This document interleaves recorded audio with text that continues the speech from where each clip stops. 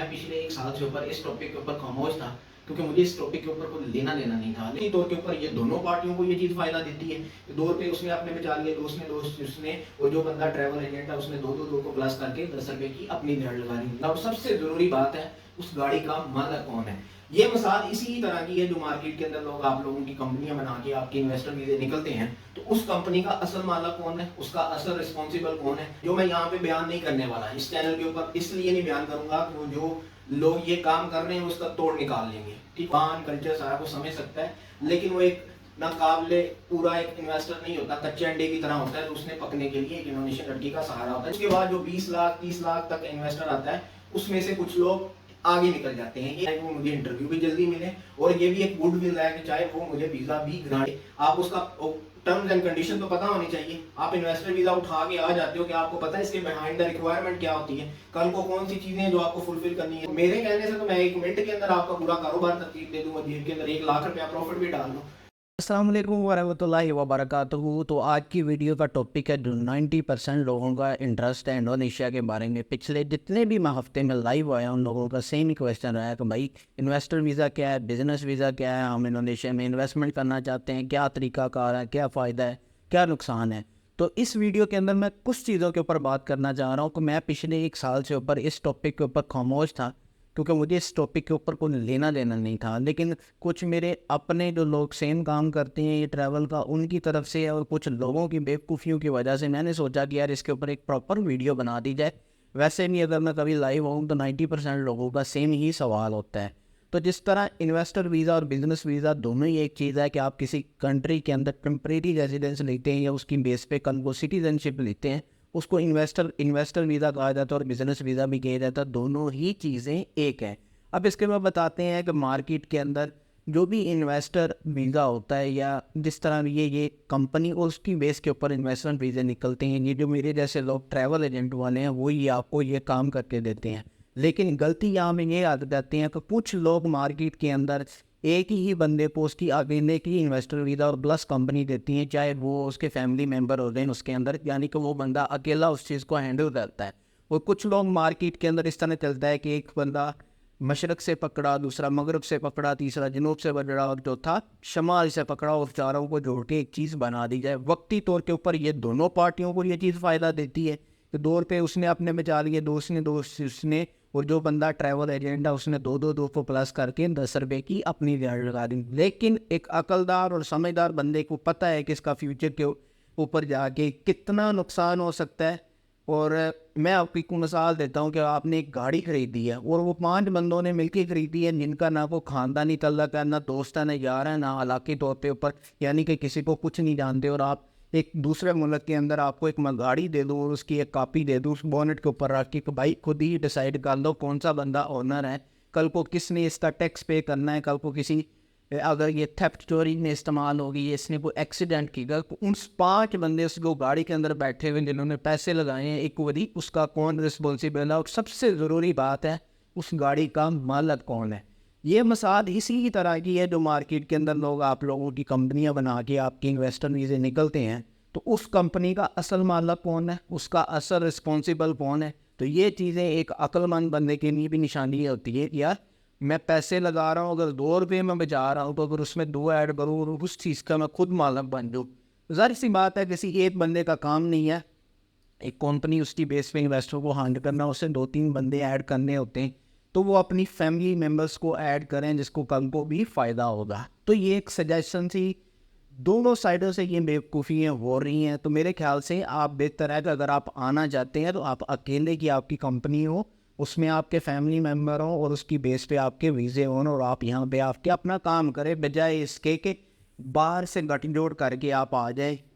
आगे आके बहुत सारी मुश्किलात होती हैं जो मैं यहाँ पे बयान नहीं करने वाला इस चैनल के ऊपर, इसलिए नहीं बयान करूँगा कि वो जो लोग ये काम कर रहे हैं वो इसका तोड़ निकाल लेंगे, ठीक हो गया, या इसको कोई और बढ़ा चढ़ा के दूसरी साइड पे कर देगी। ये सारी चीज़ें पर्सनल है, आप इनबॉक्स के ऊपर पूछें। अगर आप इंडोनेशिया के साथ आप तो को लेना देना है, मैं आपको एक ही वॉइस मैसेज में बता दूंगा कि यार भाई ये तरीकाकार है, ये आपके लिए फ़ायदा होगा या ये आपको नुकसान दे सकता है। अब ये तो सारी बातें होगी इन्वेस्टर वीज़े की। इन्वेस्टर वीज़े इंडोनेशिया के अंदर 3 तरह के इन्वेस्टर आते हैं। एक ऐसा इन्वेस्टर जिसकी जेब के ऊपर सिर्फ 3 टाइम खाने के पैसे होते हैं, यानी 10 लाख रुपया या 10 से 15 या 20 लाख वाला इन्वेस्टर होता है, वो इंडोनेशिया के अंदर आता है। और अन करीब उसने यही करना होता है, उसने यहाँ पे किसी इंडोनेशियन लड़की से शादी करनी होती है, क्योंकि वो ज़बान कल्चर सारा कुछ समझ सकता है, लेकिन वो एक नाकाबिले पूरा एक इन्वेस्टर नहीं होता, कच्चे अंडे की तरह होता है। तो उसने पकने के लिए एक इंडोनेशियन लड़की का सहारा होता है। जिस तरह हमारी वाइफ से इंडोनेशियन है, हमें बहुत सारे इसके बेनिफिट हैं।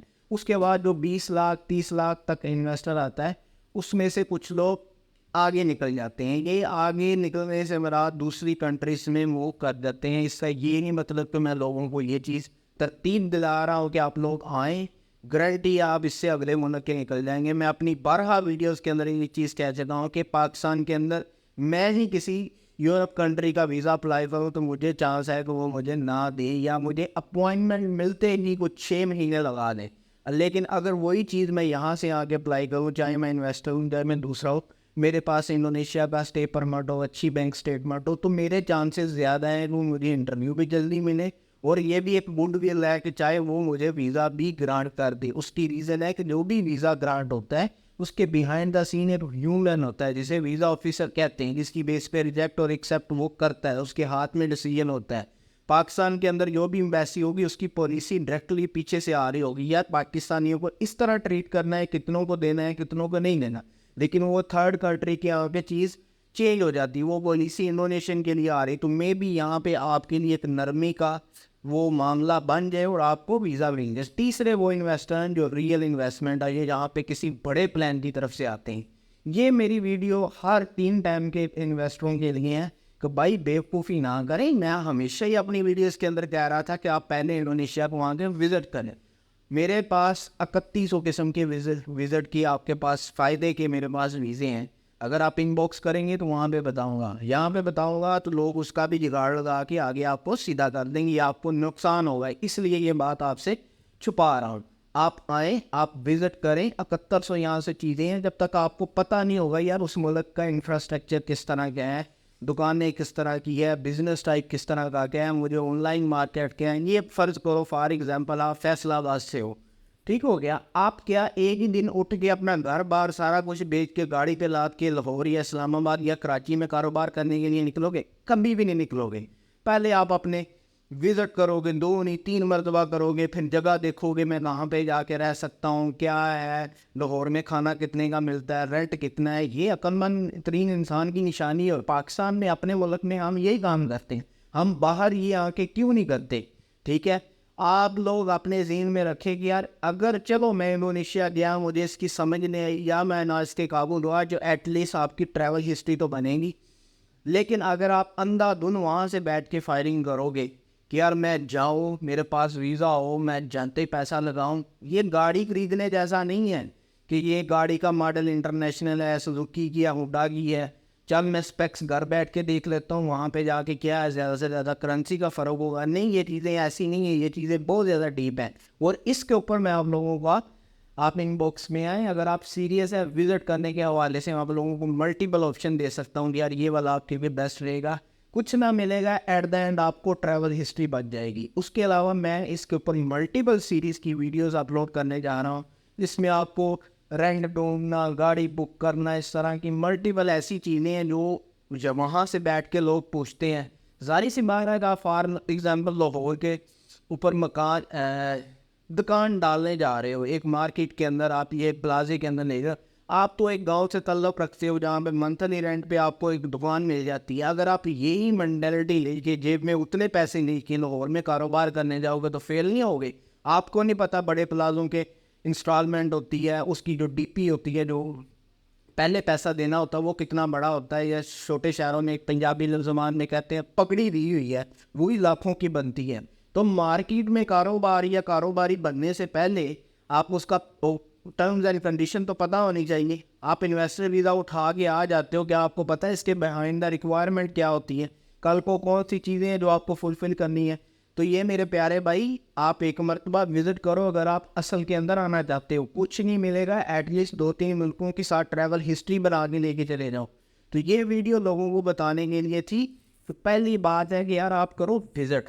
दूसरा इसके अंदर ये मशवरा था कि मिल के गाड़ी ना लो, अकेले बंदे अपनी गाड़ी के खुद मालक बनो, ताकि कल को जो फ़ायदा हो या नुकसान हो या जो भी हो आप उसके अकेले हो। सही हो गया। तो ये सारी चीज़ों को मैं मजमूआ करके इस वीडियो के अंदर आप लोगों को बताना चाह रहा था कि यार इन्वेस्टर वीज़े की टाइप्स नहीं होती, एक ही तरह के इन्वेस्टर वीज़े होते हैं। विज़िट वीज़े की टाइप्स होती हैं जो आपके लिए बेनिफिट हो सकती है। आप पहले विज़िट करें, यहीं से भी आप इन्वेस्टर के ऊपर शिफ्ट हो सकते हैं। लेकिन बिना विज़िट किए, चलो मान लिया अगर आपका बजट उतना टाइट है तो एटलीस्ट आप अकेले के ओनरशिप करें किसी कंपनी को, तब आएँ। ये शेयर्ड कंपनीज़ की तरफ आप ना जाएं, ये आपको एंड पे नुकसान देगी। तो आज की वीडियो बस इतनी तक थी। इंशाल्लाह ताला इसके ऊपर मल्टीपल सीरीज़ लाऊंगा, फ्लैट किस तरह ढूंढने हैं, कौन से सिटी किस तरह का है। कोशिश करूंगा कि ये इन्वेस्टरों के लिए ना ये टॉपिक्स बने, जो भी लोग इंडोनेशिया के अंदर आना चाह रहे हैं, चाहे वो शादी के लिए, एटलीस्ट उन लोगों को हो ना हो। ये नहीं है कि मैं इस चीज़ के बिल्कुल ख़िलाफ़ हूँ कि आप वहाँ से बैठ के यहाँ की गेमें तरतीब दे करें, एट द एंड आप नुकसान उठाएंगे। आए, हिम्मत करें, विज़िट करें, एटलीस्ट किसी मुल्क को देखें, आपको पता चले कि यार दुनिया का निज़ाम किस तरह चलता है, ट्रैवल हिस्ट्री आपकी बने। तो ये सारी चीज़ें, जिस तरह अभी मुझे सुबह किसी का मैसेज आया था कि यार भाई मैं लड़की से शादी करने जा रहा हूँ साल डेढ़ या 2 बाद। पहले बात मैंने उसको कहा कि भाई उस वक्त मैसेज करना, जो भी रूल्स चल रहे हैं वो आपको बताएंगे। दूसरा वो कहता है जी मैं कौन सा कारोबार करूँ। मैं कहा भाई जिसके साथ तुम्हारी शादी होनी है उससे पूछो, क्योंकि पार्टनर तो उसने आपका बनना है, रिस्क सारे उसने आपके साथ टेक करने हैं। उससे पूछो कि यार क्या कौन सा काम करें, किस इलाके में करें, क्या रेंट है, तुम पता करो। ये दोनों चीज़ें आप खुद डिसाइड करो। मेरे कहने से तो मैं 1 मिनट के अंदर आपका पूरा कारोबार तरतीब दे दूँ और जेब के अंदर 1 लाख रुपया प्रॉफिट भी डाल दूँ। तो ये सारी चीज़ें हैं। तो भाई अक्ल के नोश के अकल, पता नहीं ये क्या मुहावरा जो भी है, ये चीज़ों को कैलकुलेट करके फिर इस तरफ आए।